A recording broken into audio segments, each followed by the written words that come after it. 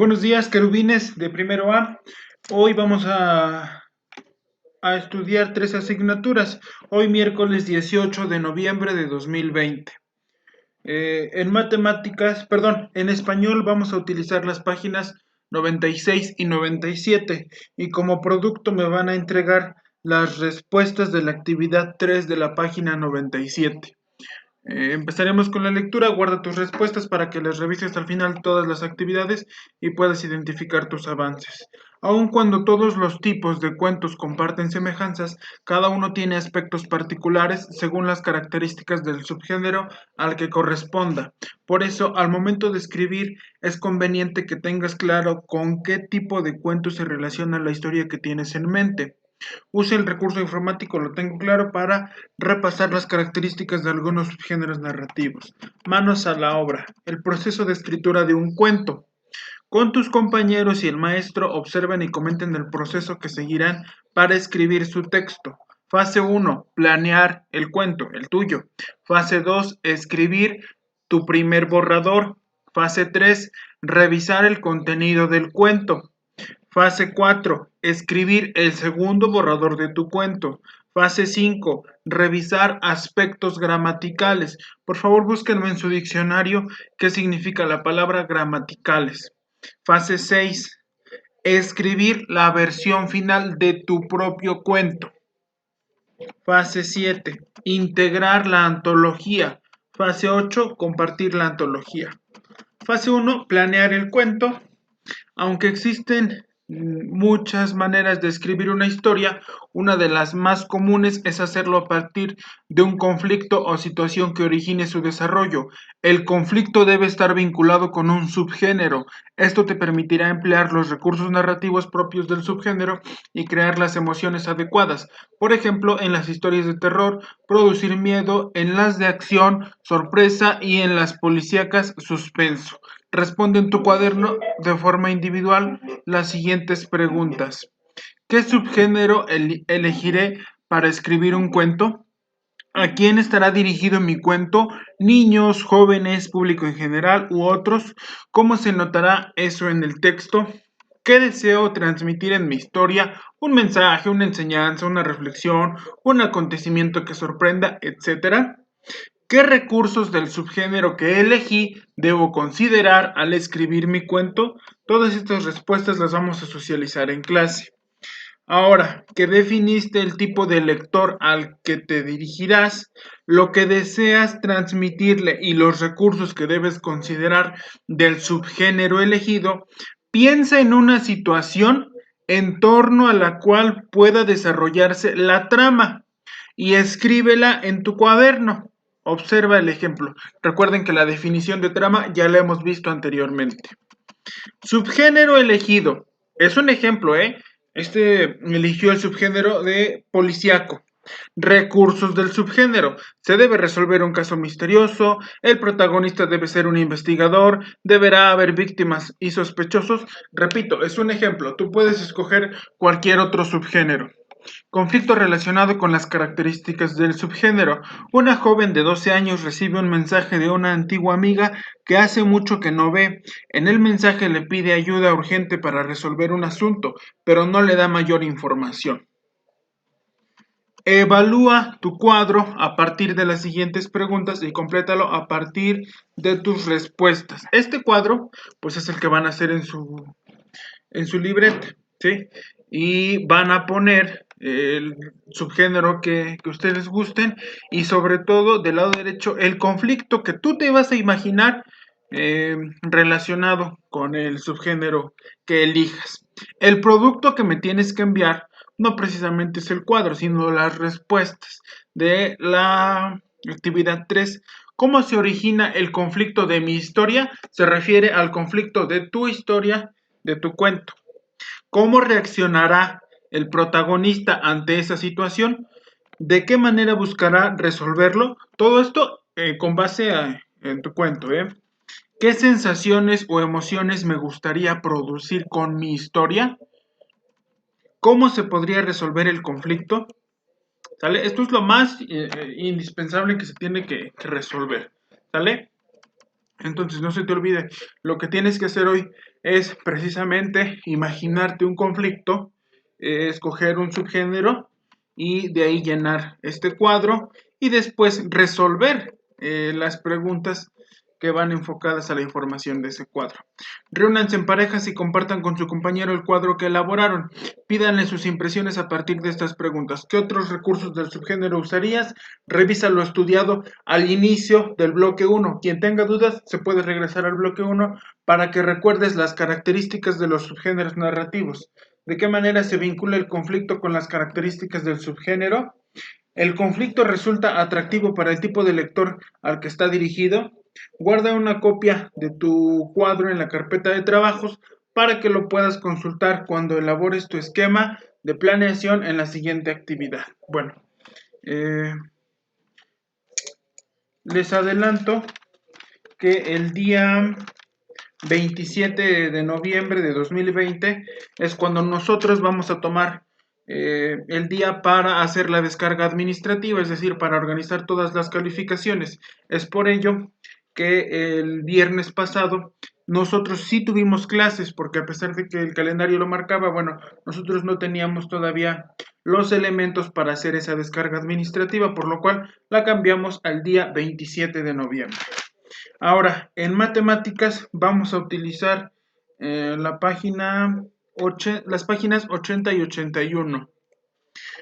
Dice, un cubo que mide 1 centímetro de arista es 1 centímetro cúbico. Se escribe 1 cm3, ¿sí?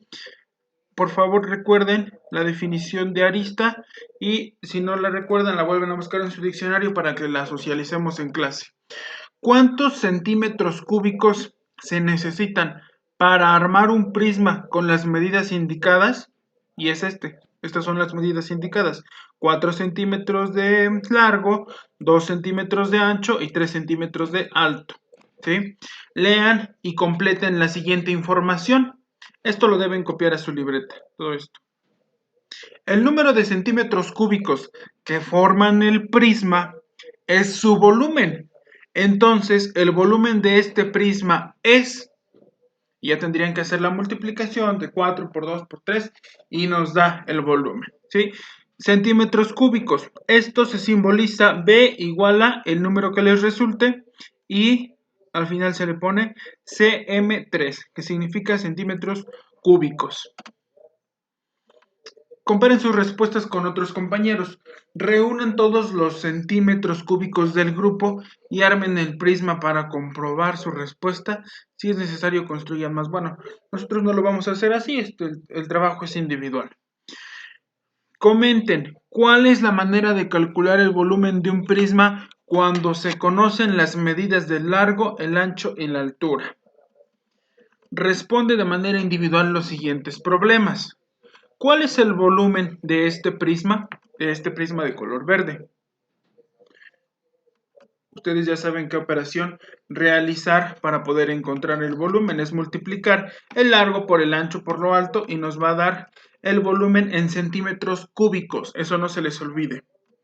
¿Cuál es la altura de una caja en forma de prisma rectangular si su volumen es 80 centímetros cúbicos y su base mide 4 centímetros de largo y 4 centímetros de ancho? ¿Cuál es la altura de una caja en forma de prisma rectangular si su volumen es 80 centímetros cúbicos y su base mide 4 centímetros de largo y 4 centímetros de ancho? Ahí podrían plantear una ecuación. Un prisma rectangular tiene un volumen de 48 centímetros cúbicos. ¿Cuáles podrían ser sus medidas? Y ustedes imaginar cuáles podrían ser sus medidas y las escriben ahí. Observen el recurso audiovisual, el volumen de prismas rectangulares, en donde se desarrolla la deducción de la fórmula para calcular el volumen de estos prismas. Y aquí tienen el recurso audiovisual.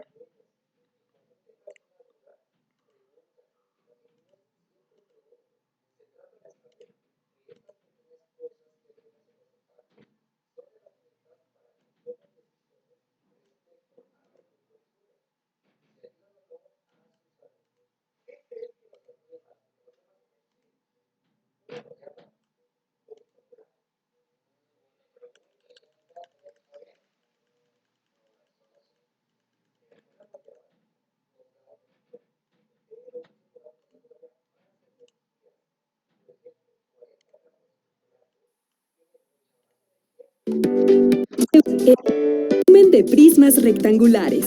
Por favor, tomen nota de este recurso audiovisual, por favor.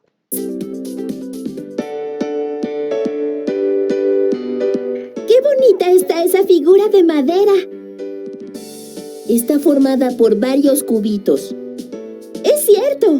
Seguramente se pueden hacer muchas figuras. Muchísimas. Pero lo saqué porque tenía que ver cómo se calcula el volumen de un prisma. Su volumen es el total de cubitos que lo forman. Pues yo estimo que su volumen son 36 cubitos. Veamos si Emma está en lo correcto. Recordemos que todos los cuerpos tienen volumen, y ya que utilizamos un cubo como base para calcular los volúmenes, las unidades se llaman cúbicas. El número de unidades cúbicas que forman un prisma constituyen su volumen. Vamos a usar un cubo para representar una unidad cúbica. Como pudiste ver al inicio de este programa, el prisma de Mateo está formado por varias de estas unidades. Para comprender bien, vamos paso por paso. ¿Cuántas unidades cúbicas hay en el primer nivel? 1, 2, 3, 4, 5, 6, 7, 8, 9, 10, 11, 12. Como ves, son 12 cubos, resultado que puedes obtener si multiplicas 3 por 4. Esto significa que en el primer nivel hay 12 unidades cúbicas. Si sobre nuestra primera construcción agregamos un segundo nivel, eso significa que a los primeros 12 cubitos les estamos sumando otros 12, lo que equivale a multiplicar nuestras 12 unidades cúbicas por 2. ¿Cuánto agregaremos en el tercer nivel? Exacto. Nuestro tercer nivel tendrá también 12 cubitos. Si hacemos la suma, 12 más 12 más 12 es igual a multiplicar 12 por 3. El resultado son 36. También podemos multiplicar los 4 cubitos de largo por los 3 de ancho y por 3 de altura. 4 por 3 por 3 es igual a 36 unidades cúbicas. Por lo que podemos decir que la respuesta de Emma fue correcta. Ahora, ¿qué sucede si agregamos 2 niveles más? Pausa el video para que resuelvas el problema. Muy bien, a los 36 cubitos que llevábamos, les aumentamos otros 24. 12 del cuarto nivel y 12 más del quinto nivel. 12 más 12 más 12 más 12 más 12 igual a 60. O bien, multiplica los 12 cubitos de la base por 5. 12 por 5 igual a 60. También podemos multiplicar 3 por 4 por 5 igual a 60. 60 unidades cúbicas. Vamos a ver un ejemplo más. Mateo está construyendo un nuevo prisma. Ya armó la base y va a tener 3 niveles de alto. ¿Cuál será el volumen del prisma cuando ya esté terminado? ¿Quieres resolverlo tú mismo antes de que te demos la respuesta? Comencemos por contar cuántos cubitos hay en el primer nivel. Tiene 5 de largo por 3 de ancho. Entonces son 15 cubitos. Este es el número de cubitos que tendrá cada nivel. Como podemos ver, habrá 2 niveles más. Es decir, serán 3 en total. Así que debemos multiplicar los 15 de la base por los 3 de la altura. El resultado son 45 unidades cúbicas. ¿Obtuviste el mismo resultado? Ahora que ya vimos paso a paso cómo obtener el volumen de un prisma rectangular, podemos entender mejor la fórmula. El volumen es igual a multiplicar el largo por el ancho por la altura. Multiplicar el largo por el ancho equivale a calcular la base rectangular. Multiplicar por la altura equivale a lo que hemos visto como niveles. De esta manera, la base rectangular es un área igual a la de cualquier rectángulo, por lo que podemos simplificar diciendo que el volumen es igual al resultado de multiplicar el área de la base por la altura. Concluimos así que la fórmula para obtener el volumen de un prisma rectangular es igual al área de la base por la altura. Mira, la figura que obtengo al usar todos los cubitos. ¡Oh! ¡Vamos a calcular su volumen! Bien, pero ahora usemos la fórmula. Área de la base por altura. Sus dimensiones son 7 centímetros de largo, 4 centímetros de ancho y 3 centímetros de altura. Ahora cada cubito es un centímetro cúbico.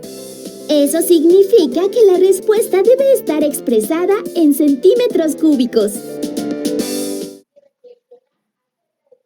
Bueno, ahí está la fórmula para el volumen. Para calcular el volumen. Dice, comparen sus respuestas con otros compañeros. Si hay diferencias, averigüen por qué y corrijan en caso necesario. A continuación, lean y comenten la siguiente información. Esto también lo deben copiar a su libreta. El volumen de un prisma recto rectangular se calcula con la fórmula V igual a largo por ancho por altura. Al multiplicar el largo por el ancho se obtiene el área del rectángulo, que es la base del prisma, por lo que la fórmula anterior puede expresarse V igual a área de la base por altura. En símbolos queda V igual a AB por H, ¿sí? Observen el recurso audiovisual Métodos para calcular el volumen, en donde observarán algunas formas utilizadas para el cálculo del volumen. Bueno, y aquí está el recurso audiovisual.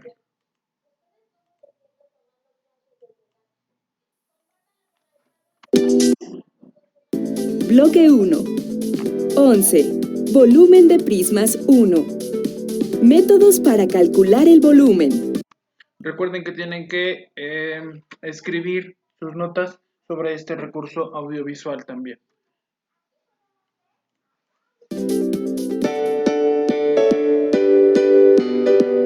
¿Qué estás haciendo? Intento saber cuánta agua debe tener el vaso para que al momento de echar la pelota no se derrame una sola gota.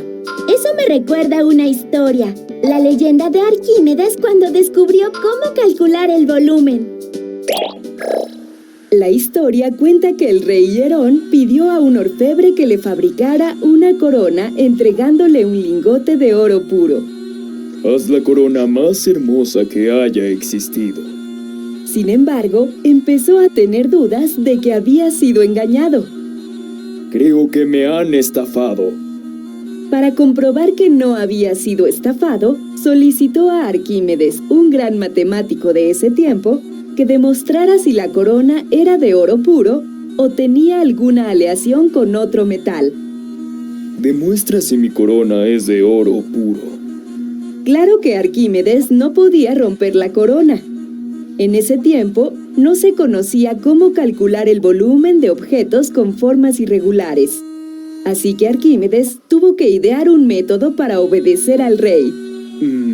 ¿Cómo lo averiguaré? Se cuenta que un día, Arquímedes se bañaba en una tina que llenó con agua. Al sumergirse en ella, parte del agua se derramó. En ese momento, comprendió que esto podía permitirle solucionar el misterio de la corona del rey Hierón. Se emocionó tanto que salió semidesnudo gritando: ¡Eureka, eureka! Realizó muchos experimentos sumergiendo en agua metales que pesaban lo mismo que la corona del rey y midiendo el agua que desplazaban. Así, estableció qué volumen correspondía al oro. Deberían desplazar la misma cantidad de agua. Siguió el mismo procedimiento con la corona del rey y un lingote de oro puro. Observó que la corona desplazaba mayor cantidad de agua. demostrando que el orfebre había engañado al rey, pues la corona no era de oro puro. La corona no es de oro puro. Veamos otra historia sobre cómo se podía calcular el volumen de un cuerpo. Se cuenta que cuando Kepler se iba a casar por segunda vez, compró un barril de vino para festejar su boda, pero se enojó mucho por el procedimiento que utilizó el vendedor de vinos para medir el volumen del barril, ya que lo hizo de forma ventajosa. A partir de ese hecho, se interesó por el cálculo de áreas y volúmenes, especialmente de cuerpos de revolución. Leyó los trabajos de Arquímedes y escribió un libro sobre el tema. Los cuerpos de revolución son cuerpos geométricos que se forman al girar una figura plana alrededor de un eje. Los cuerpos de revolución más importantes son el cilindro, el cono y la esfera. Pero no son los únicos. Kepler propuso dividir el cuerpo en un número infinito de piezas pequeñas, de una forma y tamaño conveniente a la solución del cuerpo en particular. Por ejemplo, para su barril de vino, haría pequeñísimos cilindros, calcularía su volumen y después sumaría el volumen de todas las piezas. De esta manera, podría calcular cualquier volumen de un cuerpo de revolución. ¡Qué grandes matemáticos fueron Arquímedes y Kepler! ¿No crees, Emma? Sí, tanto como yo. Siempre tan modesta. Son muy divertidos esos niños. Bueno, esta información pues amplía nuestro conocimiento sobre estos temas del volumen. Para terminar, este es el producto que me tienen que enviar, el producto es entregar la respuesta al apartado, la respuesta al problema del apartado para terminar. Y dice, se tiene un cubo que mide 2 centímetros de arista. Si cada arista aumenta al doble, ¿cuántas veces aumenta el volumen del cubo? Explica en tu cuaderno cómo determinaste el incremento del volumen. Y eso es lo que me tienen que enviar, ¿sí? La explicación de cómo determinaste el incremento del volumen. Ahora, en inglés, vamos a utilizar la página 15. Dice, ahora en tu cuaderno responde las siguientes preguntas y completa la información acerca de los miembros de tu familia. El producto que me tienes que enviar de inglés es un audio en el que tú respondas estas preguntas, ¿sale? Por ejemplo, how is your grandmother? My grandmother is Silvia. Por ejemplo, no sé cómo se llama tu abuelita, ¿sí? Pero si tu abuelita se llama Petrita Domínguez, bueno, dirías, my grandmother is Petrita Domínguez, ¿sale? Who es quién, por ejemplo, ahí dice, who is your mother? ¿Quién es esta? Is, pues es your, que se refiere a tú, de ti, pues. Grandmother, que es abuela, ¿sí? Y la pregunta dice, ¿quién es tu abuela? Y tú respondes, mi abuela es Silvia o mi abuela es Petrita Domínguez, dependiendo del nombre, ¿sí? Ahora, who is your father? ¿Quién es tu padre? ¿Sí? Y tú responderías, my father is Juanito Pérez, por ejemplo, ¿no? La siguiente pregunta, who is your grandfather? ¿Quién es tu abuelo? Y tú respondes, ¿quién es tu abuelo? ¿Sale? La última, who is your uncle? Bueno, ahí dice, ¿quién es tu tío? Tú responderías, my uncle is, no sé, Pedro, o lo que sea, como se llame tu tío. ¿Sale? Entonces, ese es el audio que me tienes que enviar con las respuestas y obviamente con las preguntas. ¿Sale? Y sería todo por hoy, mis querubines de primero A. Eso sería todo por hoy, miércoles 18 de noviembre de 2020.